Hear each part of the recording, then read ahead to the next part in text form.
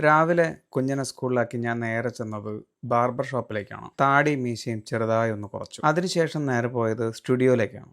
ഷൂട്ടുണ്ടായിരുന്നു. തിരിച്ച് വീട്ടിലേക്ക് വന്നപ്പോൾ ഇടവഴി മുഴുവൻ പൊളിച്ചിട്ടിട്ടുണ്ടായിരുന്നു. ജപ്പാൻ പൈപ്പിന്റെ റിപ്പയറിങ്ങോ മറ്റോ ആയിരുന്നു. അങ്ങനെ അത് കുത്തിപ്പൊളിക്കുന്ന ശബ്ദം കേൾക്കാൻ വയ്യാതെ സിറ്റ് ഔട്ടിലേക്ക് വന്നപ്പോൾ അവിടെ വേറൊരാൾ.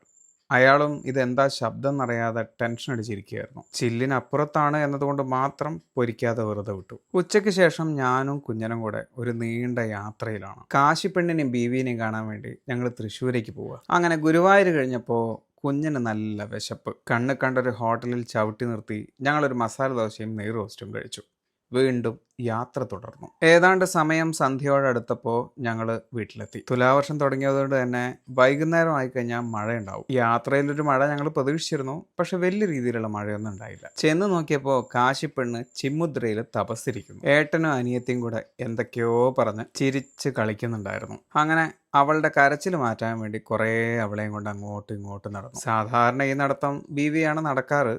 ഇന്നൊരു ചേഞ്ചിന് എന്നെ ഏൽപ്പിച്ചു എന്ന് മാത്രം. അപ്പോൾ എല്ലാവർക്കും നല്ലൊരു ശുഭരാത്രി നേരുന്നു.